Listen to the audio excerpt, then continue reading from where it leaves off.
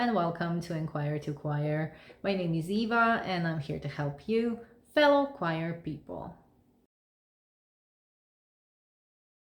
In this video, we're going to discuss how and where to get gigs, performances as a choir.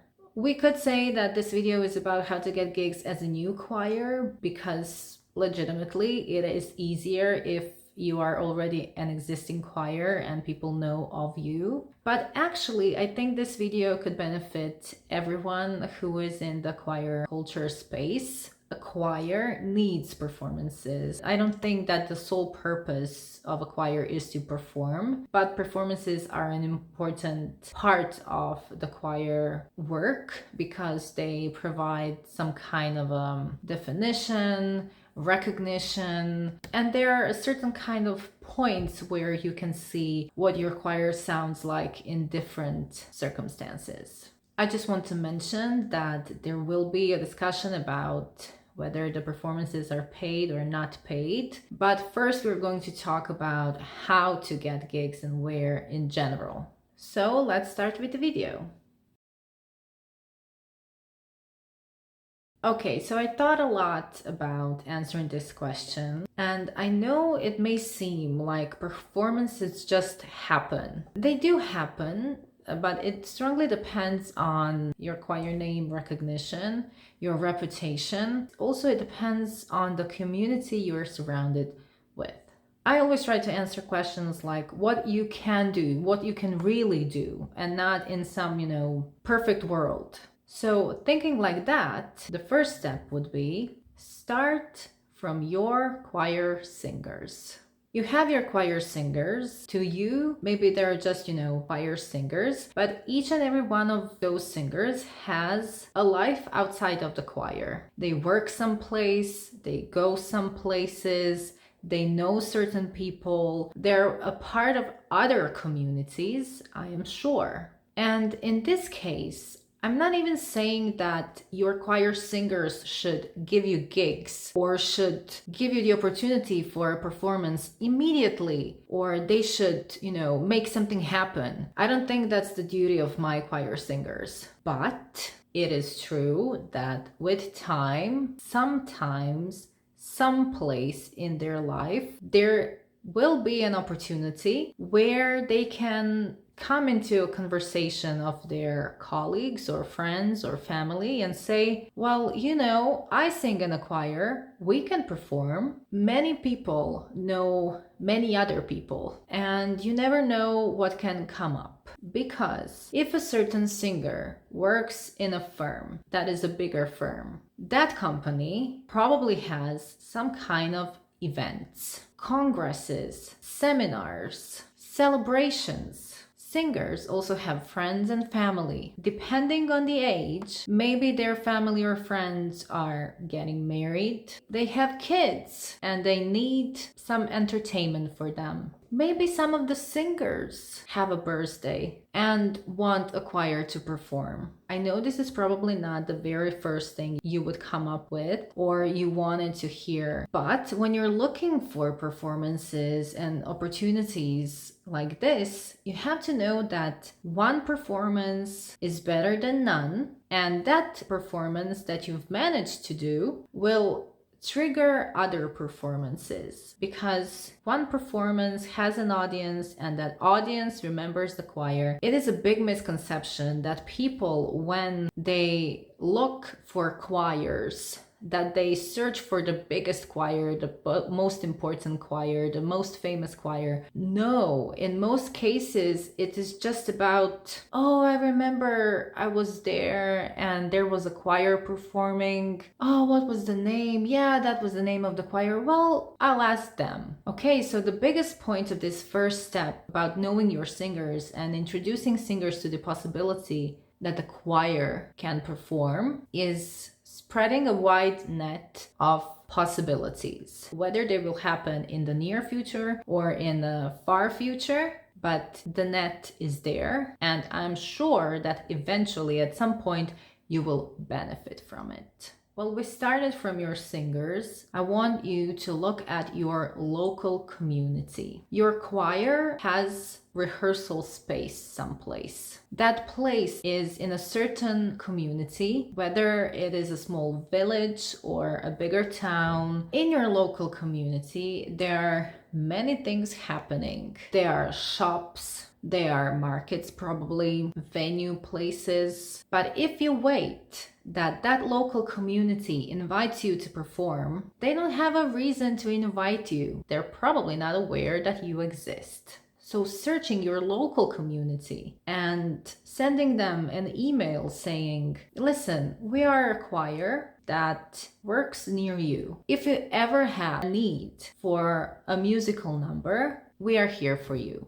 It is very common that a local community has organizations, nonprofit organizations that work on making the local community better. So sending them an email about you existing will benefit you. Because again, it's about, oh, we need music. Oh, I know a choir. That's the way it happens. It is a misconception that choirs get gigs because they're the most famous one. There are not many famous choirs, and those that are famous are too pricey for a local community. A local community also probably organizes fairs, festivals, markets, actions, and probably celebrates certain dates. Who knows, maybe our local community has a date of the community, a celebration date, I live in Zagreb, so we have Zagreb Day. On that day, my local community organizes a lot of things. Just putting yourself out there, letting your local community know that you exist as a choir will at a certain point become very efficient when it comes to getting gigs. And there are certain things that many people don't think of. We always, think of these very cool gigs. If you're at the beginning, if you're just looking for any kind of a gig, well, you can start really small when it comes to the audience, but you could work it out so it benefits you even more. Here's an idea. Are there elderly homes in your local community? One is enough. So you call the retirement home and say, listen, we're a choir. Do you want us to come to perform for your citizens? And they will most probably say yes, because it is a very nice thing for the people in the retirement home. For them to have a concert in their home is a good idea. It's something that will make them happy. Maybe you're thinking right now, well, elderly people, they don't have a wide net, we're not going to be famous if we are there, if we perform there. Well, that's not the point. The point is, you have a performance, those people have families, and they will say, we had a concert. Plus, not every person in the retirement home is an elderly person. There are many people who are working there. So the next time when the opportunity comes to have a musical number anywhere in their life, they will think of your choir. Don't think of it as we need a choir venue to have a choir performance. It has to be really important. Important venues, important spaces, important opportunities will come up, but you have to start someplace. You need matches to play to become better. So your singers and your local community are the perfect place to start when it comes to getting gigs. And be sure that you are aware that you have to play the long game. Create the opportunity for your choir, and then other opportunities will come up. The next step is very capitalistic of me, but I am sure that in your local community, there are shopping malls or shops or bigger, places where people buy food. In many cases, those shopping malls or shopping places have their promotions. They're promoting a certain product, or they're celebrating something, an anniversary, or they're having a big sale and they need, buzz about it. Or there is a special occasion. A very common special occasion is, for example, Christmas. If you're in a country that celebrates Christmas and Christmas carols, Christmas caroling, sending an email to the management of the shopping mall and say, listen, we are a choir. If you ever need a musical number, we can be there. We don't need any audio equipment. We can sing whatever you like. We can appropriate the repertoire for the occasion. Just let us know. In most cases, the people who are in the shopping mall working there, they need a lot of happenings, in the mall. You have to have something every day to attract people. If the marketing team can go to the management team and say, listen, we're doing this and this, and we have a choir that is performing, so that will attract more people, because one of the biggest benefits of having a choir someplace is that a choir has a certain number of people. So there's already more people in the shopping mall than it would be without a choir. That is a good thing that the PR team can do, the marketing team. And the management will say, that's a very good idea. I didn't think of that. That's a very good idea. So don't think of your choir as this helpless entity that just needs opportunities. You're a strong marketing opportunity for everyone. So you have your people in the choir and you have your audience, and wherever you go, doesn't matter how small the audience is, but hearing your name will attract more people. That's always the truth, because there is a choir. Yay! Okay, but it is also true that you don't have to be a greedy capitalist. There are many benefits you can sing for, many humanitarian organizations, events, and causes you can support with your choir singing. Please don't look at that opportunity as we're going to sing for them and we will become famous, because that never works. And please, if you're singing for a cause, then be truthful about that. Please have some respect for the cause. Don't look at it as like, I'm giving you my singing, you should be grateful. No, that's not a humanitarian thing to do. But I'm sure that during the lifetime of a choir in your local community or in your town community, there are causes that could use some boost. As a choir coming for something of theirs to support them is a good opportunity. One of the biggest things you can do is to have a specific repertoire. For example, if you are a children's choir and there is a zoo in your local community, and that zoo will have the open day of zoo, and if your choir has songs about animals in the repertoire, you are a perfect match. Do they know you have songs about animals? They're probably not thinking about that. But if you email them, listen, I know you're a zoo and I know you will have a day of the zoo, but it doesn't even have to be a day of the zoo. It can be just a regular day. If you want my choir to perform some of the songs, I think that could be really fun. Here is our contact. Let us know. If your local community or shopping mall is celebrating Mother's Day and you have songs that could be appropriate for Mother's Day, you are a good match. If there is a botanical garden and you have songs that are singing about flowers, and there are many songs, many classical songs that sing about the beautiful flowers, you can make a whole concert. You can email them and say, listen, we have all these songs about flowers and you're a botanical garden. Do you think we could collaborate? These are all great opportunities. Think outside the box.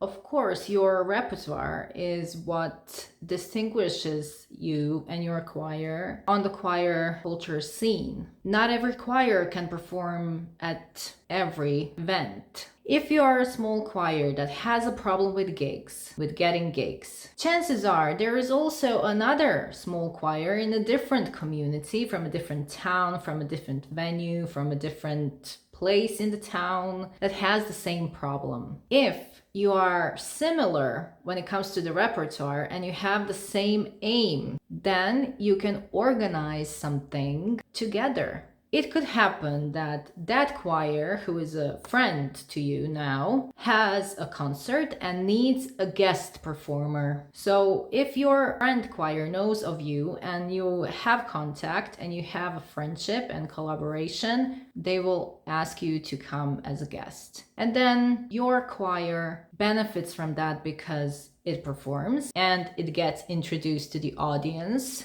of that friend choir. And then when you have an organized event, you will call them to return the favor. Please always return the favor, okay? And that starts a circle of life, the circle of performances. That said, maybe it doesn't have to be a choir. Maybe there is a small orchestra in your town that would love to have some vocals. You can collaborate, but they will not come to you if they don't know of you. You can organize something on your own. And I know by me saying that, you think, oh, but we don't have the budget. Okay, but it doesn't have to be, an organized event. It could just be this choir is organizing a picnic in the park. Come, bring your food, bring your baskets, and come to the park and you'll hear music. Maybe you think, well, why would anyone come? Well, maybe there are local shops, local cafes that could benefit from it.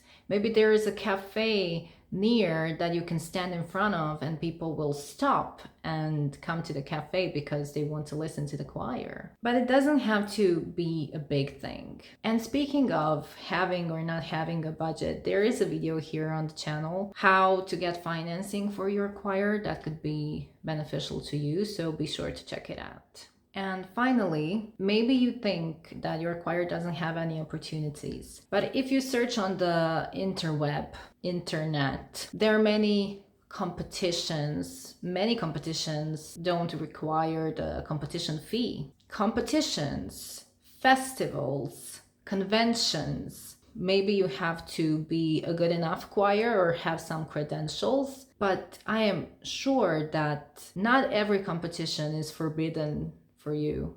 It's possible to get into some competitions. If you start creating opportunities for your choir, then other opportunities will come up. So good luck.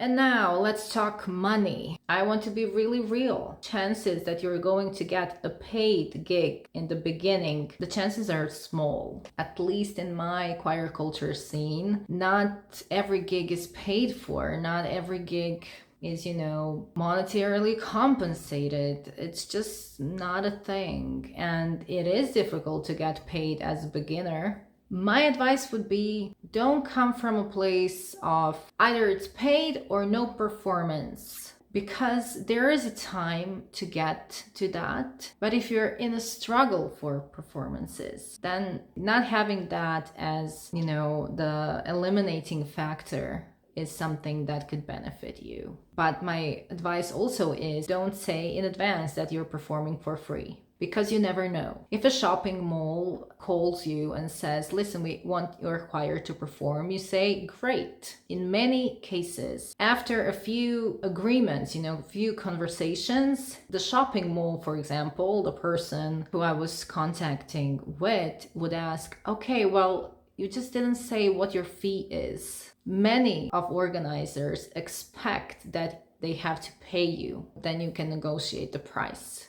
But the reality of getting gigs, if you're in need of gigs, is in most cases you will have to perform for free. Is that a good thing? Is that a bad thing? Do you agree with that or not? That is up to you. I'm just saying what the reality is. So that's my opinion and my experience. It doesn't have to be yours. But I wanted to touch on that subject because, as we discussed in the video, money is there for a reason. It means something and it's important to talk about it.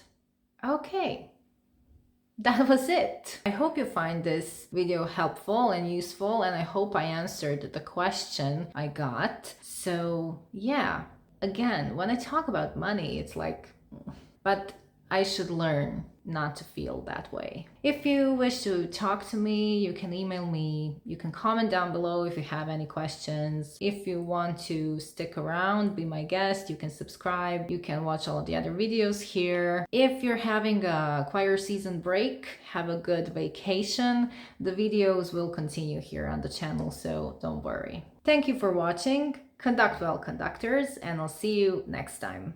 Bye!